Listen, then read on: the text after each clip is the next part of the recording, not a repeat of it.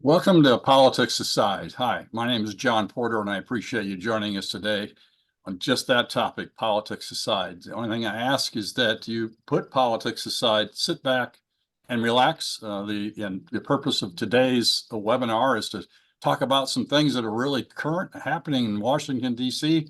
And the topic we picked today is current most any year, and it's been going back since literally since the 1790s. So we're going to talk about pork barrel spending, and there's different titles, there's different names for it, and it's about let's bring home the bacon. At least that's how I've heard it for years. So again, welcome to Politics Aside. The title is Appropriations Deep Dive, and we're going to address federal funding processes. And today I've got the Porter team, who I will introduce here in a moment. But I think a little historical context of earmarking. And believe me, I am not making this up. Many of you are on the line today, probably are far bigger experts than I am. But generally speaking, earmarks are for a specific purpose, okay? Now, there will be lots of titles that we're talking about how it's evolved into today on Capitol Hill, but earmarks are really a livestock term, believe it or not. And it was a way for ranchers and farmers to be able to distinguish their cattle and their farms and their stock from others in a particular field. So they needed to create a mark. So they created a certain earmark on that livestock, so they could tell again which one was theirs. So specifically hogs, and this is where the term pork barrel spending has come from, because of the earmarks on hogs. Now, the first instance was the Lighthouse Act of 1789, and Ben, no, I was not around in 1789, so I can't prove it. And this was not AI. I did look it up, and it was to fund and construct lighthouses along the Atlantic coast. Seems reasonable, 1789. And then the end of the 19th century, earmarking as a term and pork barrel spending really became the common language to use. So there was then a surge in 1994 through 2005, give or take, when a moratorium was put in place. And then after the moratorium, 2021, both sides, Democrats and Republicans, said, hey, we probably ought to take a larger role in funding projects across the country.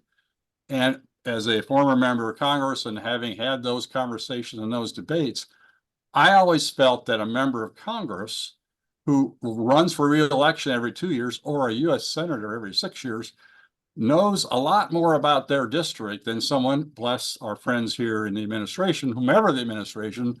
I've always felt that members of Congress have a pretty good idea where money should be spent. And it's a small part of the federal budget, which we're going to talk about here in a moment. But let's really begin. Let me introduce our team. Chris Porter, some of you may know, he's vice president of the Porter Group and the original member of the Porter Group. Thank you, Chris, for being here. And Ben Rosenbaum, vice president, also the Porter Group, with years of experience in the Senate and in the House. But Chris, tell us, how does it work today? How does the appropriation, and what is the difference between appropriations and earmarks and congressionally directed spending? What's the difference? Yeah, absolutely.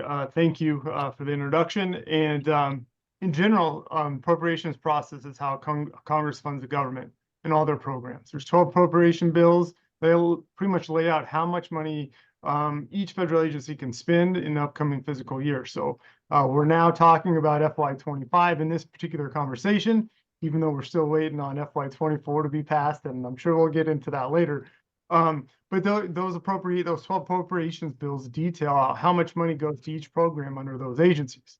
So during the appropriation process, there's a couple different ways that people and organizations can request money from Congress. One of those, and I'm going to kind of lump them together, are called programmatic and language requests. Generically, it's the programmatic request is asking for money to be increased to a federal or to a certain agency. Perfect example is maybe a special interest group that's really big into the National Park Services. They could request an increase to their overall funding levels for FY25. So that, again, just very generic, but that's one good example of that, what a programmatic request is. Another one is a language request, and a language request is really used in the appropriation process. Typically, if you put in a language request, it's to make a request to change a law or a certain part of that particular law. So again, going back, appropriation process is more about increasing and decreasing funding more than changing the law itself. Now, the third option, which came back, earmark process, port barrel spending, everything else. So pretty much congressional project funding, or in the Senate, it's called congressionally directed spending, is really a politically correct way of saying earmarks. CPFs now or CDS requests have been around for 3 cycles now, and it is what the earmark process has evolved to. The reason for that is, I think Dad touched on it earlier, is the earmarks were really popular back in the early 2000s. There were a few high-profile cases where millions and millions of dollars were wasted to bridges to nowhere, which is, I think, everybody's popular. My favorite one was funding to study plankton on underwater treadmills. I thought that was also a pretty good one. But those and similar requests received a lot of bad press because, again, money was wasted. At least it was perceived that it was wasted on these programs. So over the next 10 years, I'm sorry, bringing it back, all that bad press brought about an end to the earmark process, and that was done under Speaker Paul Ryan at the time. Since that period of time, it is really up to the executive branch to make the decisions on where those priority funding projects went to. So that's when you always hear the saying is, I'm not going to let DC tell me how I should spend my money locally. Dad brought it up earlier as a member of Congress. He thought he knows how that money should be spent better than someone back here in DC. So Congress wanted to take back that authority to say, I want to make these decisions on how money is spent in my district. So they brought back CPF or earmark funding with a lot more guardrails and a lot more transparency than it had before. So there's a lot more restrictions, and there's only certain pots of money you can request from. And basically what they are is they took grant programs from previous grant programs and current grant programs and created the earmark process using those programs.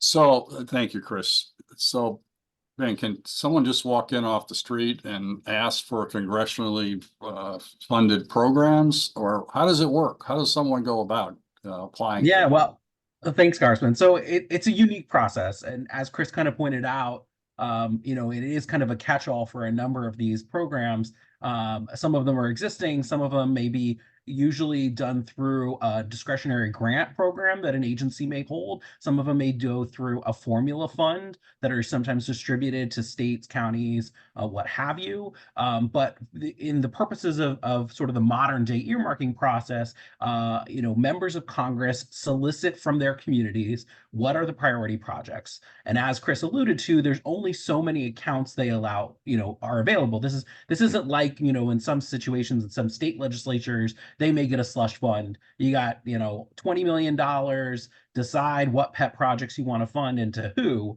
This is a very transparent process now, whereby members' offices will put out a form. There's certain information they're looking for, certain accounts that are available to apply for, and then it goes through this entire process by which an office looks at the projects, decides what they think are worthy, not worthy. They submit it to a committee, the Appropriations Committee. They make determinations as to which things kind of check the boxes. And some things that I want to lay out in this process is that, as Chris pointed out, these are all things that are already kind of authorized under the federal laws. And so there are requirements and rules and regulations that an organization must follow if they're going to get some of these dollars. So let's say, for instance, you have an interest in getting some resources for your community. There's a form that an office will put out. Each office kind of runs their own solicitation process. So you have to really have an understanding of, am I even eligible? I'm a nonprofit. Does my member of Congress allow nonprofits to apply? Does my member of Congress even solicit for appropriations requests. Not every office does. And so there's all these processes that you have to determine whether or not you qualify. Are you going to meet some of the requirements that the federal government has on this money on the back end? And then if it moves through the entire process, which I know we'll get into a little bit more, there's the regulations and things that you have to do on the back end that you're responsible for. Oh, sorry, you're muted. And Ben and Chris, we talked about some of those perceived projects through the years that may have been an abuse of authority, although whatever the earmark, whatever the project, there are people that were reaping the benefit. But can you kind of bring it into context today? What are some of the things that are being asked for to give everyone listening? Where is this money going under the new rules today? Yeah, I can take that. The vast majority of the funds, and as Chris pointed out, there are 12 appropriations bills that cover all the different agencies, departments, and programs of the federal government. Some of them are quite large, some of them are quite small. Not all of them are available to have funding directed under this community project funding, this earmark process. So there's a handful of accounts that are available. The largest ones fall under transportation, housing, and urban development, which, Department of Transportation, housing programs, and another one that has very large amounts of money that go through it are under labor, health and human services, which also covers education funding. And so there's a number of projects that kind of go through those two appropriations bills. We also see large amounts of money perhaps go through the Department of Defense. The vast majority of that is directed at institutions of higher education that may be involved in defense-related research programs. So that's kind of the focus there. And then we do see some big ticket appropriations that may go through for water infrastructure. That's another popular area that a lot of communities request for money from.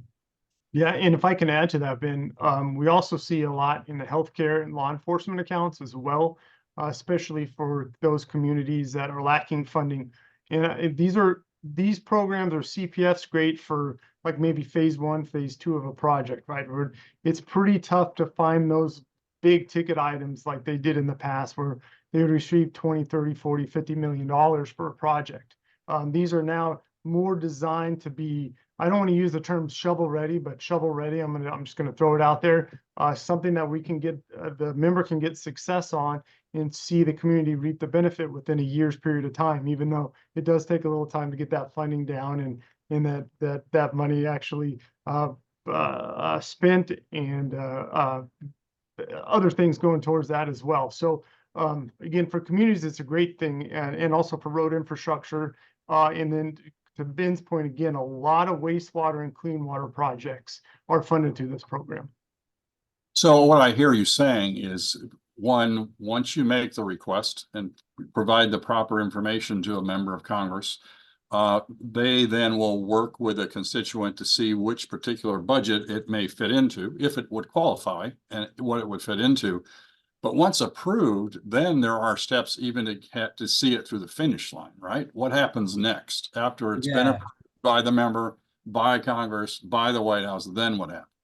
Yeah, I mean, sort of start to finish, the form has a that most offices utilize. Again, they all have kind of their own process for doing this, but there is some basic information that is required in this process. But then each account has certain questions and regulations associated with it. Some information may be required for certain types of projects and accounts that isn't required for others. One great example of this is transportation projects. Chris mentioned roadway projects as a major interest area for a lot of communities and counties and states, but there are requirements associated with that are not required for others. So, if you're familiar with transportation infrastructure, there is a state or local regional transportation improvement plan that all communities have. And if they are to be considered in this process, a project, let's say I want to do a lane expansion on a highway, is this even on the regional or state transportation improvement plan? Has it kind of been vetted through this budgetary process so that they know that there is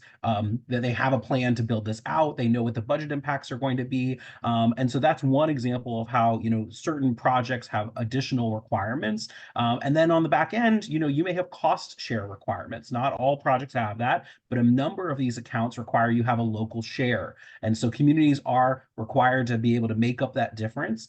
In some situations, you may not get the full amount you request. How scalable is this request? If you only got half the amount you requested, are you going to be able, as Chris kind of pointed out, in that year's time where this is supposed to be taking effect, is this going to be able to advance that project in a way, or is the half amount not going to cut it? So there's certain things you have to think through. Obviously these are taxpayer dollars at the federal level, so that it has to adhere to a number of federal requirements, NEPA, environmental regulations, workforce requirements, that some certain agencies and projects would have to fit under. All of those things are under consideration. And so being able to kind of navigate that can be quite challenging for applicants if they're not kind of familiar with what they have to be doing on the back end of all of this. Well, how complicated is the process to submit something? I think many on the call, I've heard about grants and realized that you have to dot every I, and you may have 50 pages you have to turn in, and some of the smaller organizations or communities may not have a full staff of people. But how complicated is that request that someone is turning in, and how can it be simplified for that request to be submitted to a member? I would say this, that probably the most complicated part of this, since we do have to sometimes, or most of the times, put a square peg in a round hole, depending on what the request is or the need of the community or the nonprofit, is trying to navigate the regulations behind whatever pot of money or account that we're going for. So I would say that would be one of the more challenging pieces.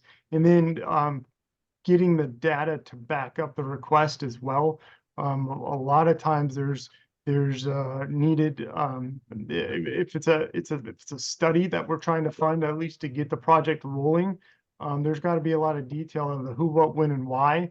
And again, those all have to fit into the regulations within each account. So I'd say, if anything, that's probably the more difficult part of the whole process. Yeah, and Well, I'll compare add, that to the grant process, Ben, if you would. Compare a grant. yeah, I mean, it is. So as we kind of said at the outset of this, a lot of these programs are kind of standing within the federal government. So there already are, requirements you have to do. So basically, this allows you kind of jump the queue in some of these grant programs. Congress is saying this is a worthy recipient of those dollars. And so it's kind of cart before horse. The city of wherever, Johnstown, is going to receive $1 million towards this water project. They're still going to have to fill out a lot of that same paperwork that they would do in applying for a grant, but they're going to do it as kind of a recipient as opposed to an applicant. So that's kind of the way that it's set up. I mean, there are some additional things that I think communities have to take into consideration, because members of Congress are thinking through these things when they're making these determinations. Is this a good use of federal taxpayer dollars? What is the nexus? Are they able to fund this without this additional funds? And so they're going to have to make those determinations. So a lot of the information that offices are soliciting are to make a determination: is this a worthy project? Is federal investment necessary for it? And so one of the things that have to accompany these applications that go into these offices are letters of support from the community. It has to, if I'm representing a community and trying to help them get resources, are there neighborhood organizations, nonprofits, other municipal governments that have an interest in this? They're not going to be the recipient of the dollars, but they understand the needs there. And are they supportive of this? And that is information that the committee now requires to be able to demonstrate this. And members of Congress, they have to post all of this online. They have to say what they requested and how much they requested, and they have to stand behind this. It's not that they just get to go with a big check or be able to cut a ribbon in the back end. They have to stand behind these things. And as we've seen with the Bridge to Nowhere and some of these other requests that kind of made the news back in the day, the media, opposing campaigns, they love to go through these lists of projects and say, is this a worthy investment? What is their connection to this? Why is this something? And so being able to demonstrate that community support and that interest is really critical for members of Congress to feel like this is a good use of taxpayer dollars. I'd like to share just for a moment my experience with whether it was earmarks in the Nevada State Senate or as a member of Congress, to give you an example of the media, what they or your opponents can say or do. And I'm going to get more into the downside of this in a moment, but my experience, I had requested funds with another member of Congress from Nevada for a charter school, and I think it was about $300,000 with Congresswoman Shelley Berkeley, good friend, for a charter school. And some of my friends decided to use my request as an example of waste, fraud, and abuse. And I explained to them, this is a charter school that needed help. And the bulk of the funds, about $30 million at the time, had already been invested by an individual to help with the individuals that need help the most. So bottom line is there has been a lot of politics.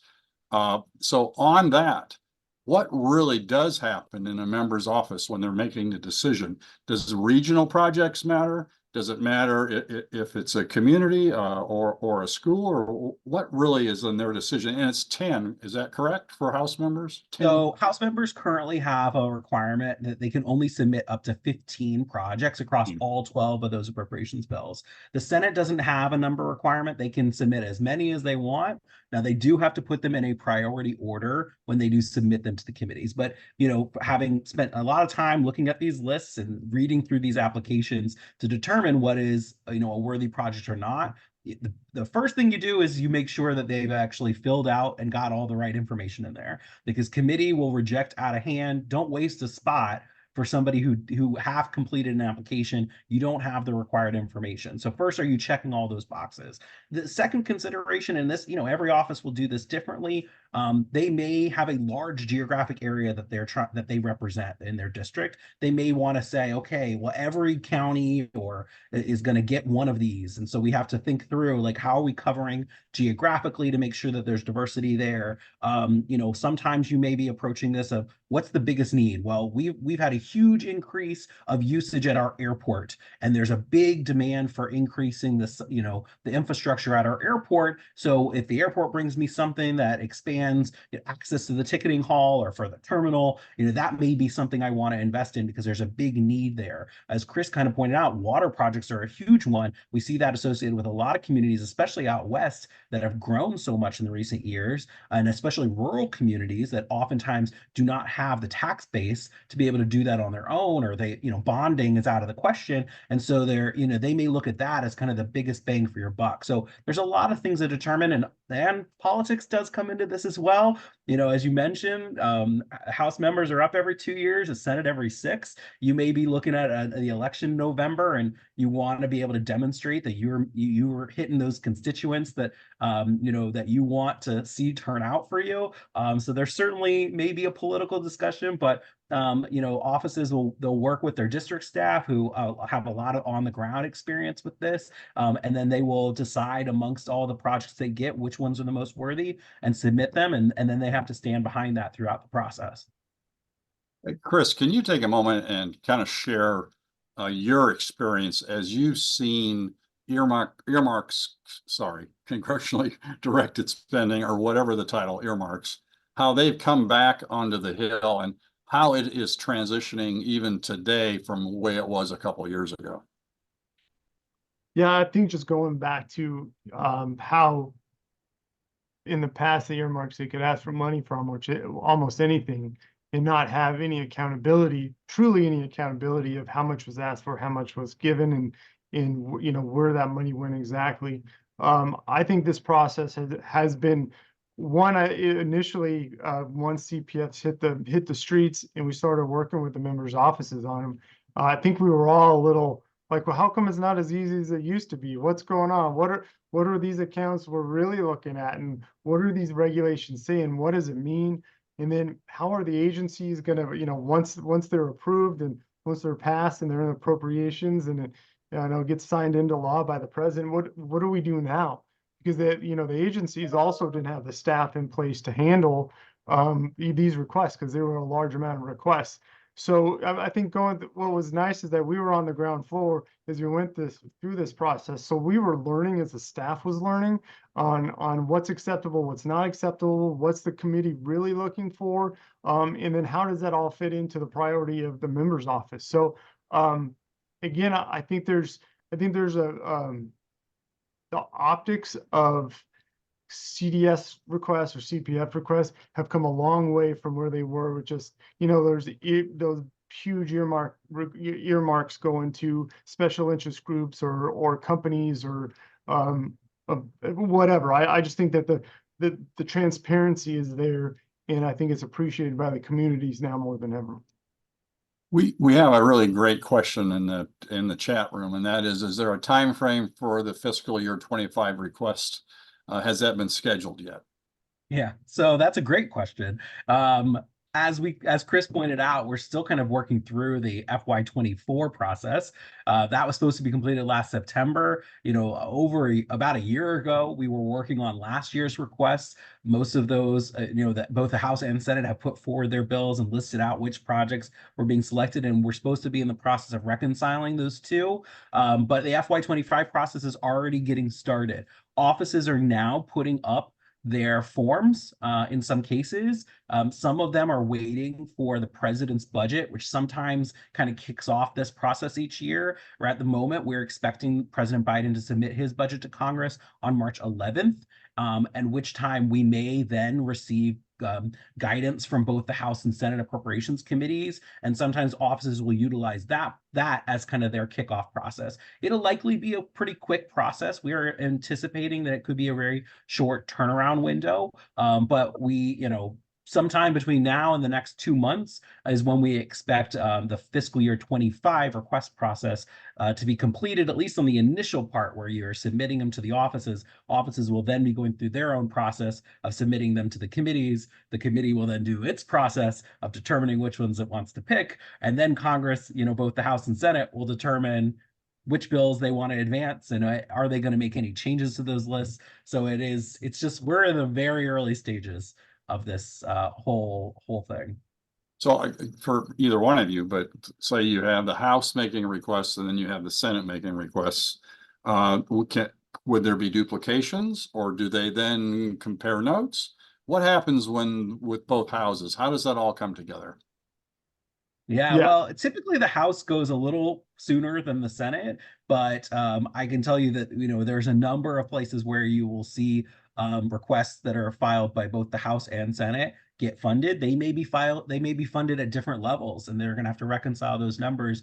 Do they take the higher one or the lower one, or a different number altogether? But both the House and Senate, sometimes offices will work in coordination, sometimes delegations will work in coordination. But each sometimes they don't get along. Sometimes they don't get along at all, right, with each other. Exactly. Well, I hate to say that this is becoming the norm, but I'm in a very serious note saying that it is. Government shutdowns, there's been 21 or more in the last 50 years. I think when the longest was under President Trump for 34 some days. And there are a lot of members of Congress and the Senate that have made choices on how to fund the government, how not to fund the government. And we'll leave that for politics another time and not during Politics Aside. But what does it mean? Again, shutdowns have become the norm. They're not unusual. What happens to earmarks per se during a quote shutdown? I'll give the earmark answer to that. At least historically over the past couple of cycles. I mean, they've been delayed. They have not historically being a short period of time in this case, they've never been pulled from an appropriations package. So we are thinking positively that's going to be the same for FY24, and then also moving into FY25. So at least we have that to look at. And for FY23, there was a delay, so that didn't the appropriations package didn't pass until March, or was that 22? Apologize, can't remember. Yep. So that didn't happen until March. So there was a delay in getting those earmarked funds or their CPF funds to the recipients because of that delay in the voting. So yeah, I mean, we've been operating under continuing resolution since the end of September. The projects typically aren't the reason why there's a delay. It's all the other politics, political writers, language things that they want to include in there, even though these are not supposed to be language bills, are supposed to be just funding bills. But that's what's caused a lot of the delays. And so, we'll see when they complete that process. Again, as Chris mentioned, it's going to delay, the recipients from receiving those because the agencies have to do their work once this is signed into law. As we understand it, all of those projects are just waiting for the larger bills to be finalized so that they can move forward to the president's desk. We talked a little bit earlier about the philosophy of, whether Congress should have a say or whether it should be strictly through the administration when it comes to funding projects. And of course, now that funding is available, who's opposed to this process? Is it constituents? Is it the business community? Is it public agency? Who's opposed? Putting Are we on my talking- Democrats hat. I was about to say, are we talking publicly or behind closed doors? I'll say, I worked for 2 Democratic members of Congress, one in the Senate, one in the House, and we loved earmarks because we were able, as you kind of said at the outset, to make determinations. We've been meeting with these folks at the local level. We have an understanding of what's going on, and anything we can do to direct resources towards those who need it most, to make projects that advance and allow for economic development to occur, or workforce development, or support education. That's what we were going for. There are a number of members who believe that the federal government is too large and they want to cut spending. And so this is one one that gets a lot of attention, way more than it probably deserves, because I think last year, or pending, we've got, I think the requests account for maybe around 0.5% of the federal budget.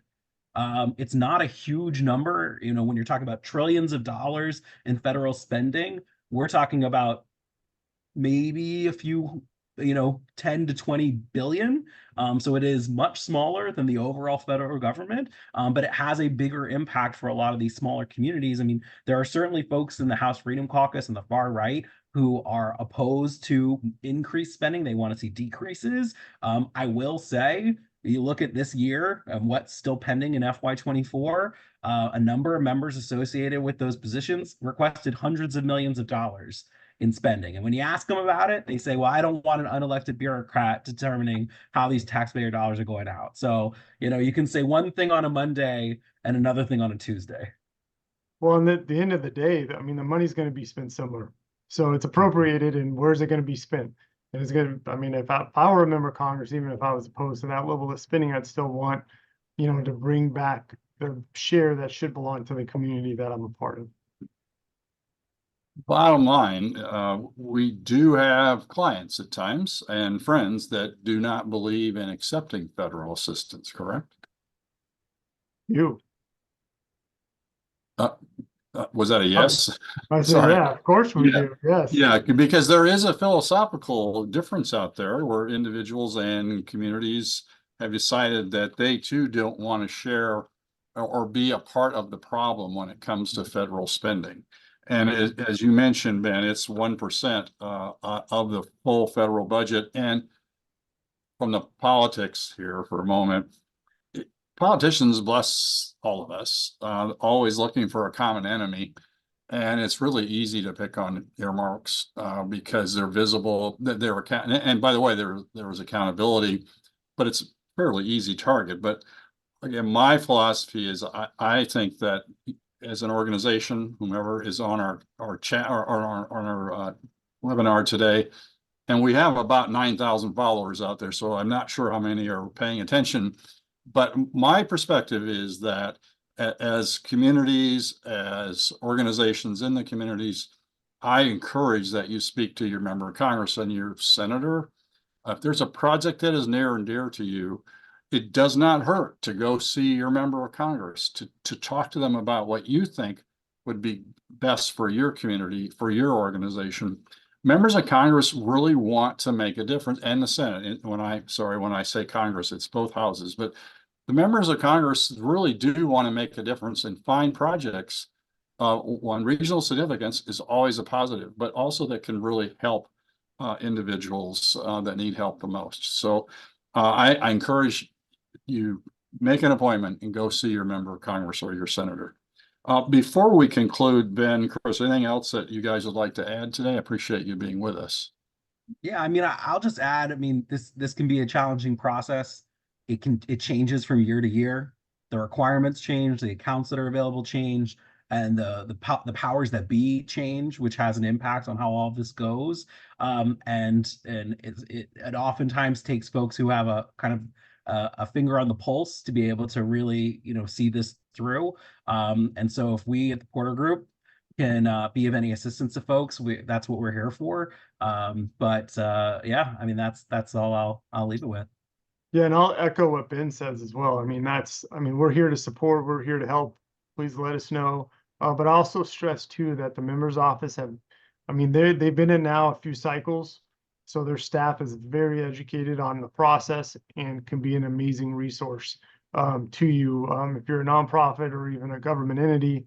But just know that they have thousands of requests, and we just make sure that it has the best shine on it to get past that initial vetting stage. Well, with that, again, want to say thank you to you, Chris, and to Ben for being a part of this. And I know you work with this process every day and seeing it as it evolves and is molded by the particular Congress that's in session. So I want to say thank you. Also, thank you for joining Politics Aside. My goal is to try to bring individuals that know a lot more than I do to the table, so you can have a chance to listen to some of the experts. We've had multiple topics, but today I think is very timely that we talk about bringing home the bacon. So with that, thank you again for joining Politics Aside. My name is John Porter, and really appreciate you spending time with us today. Thank you. Thank you.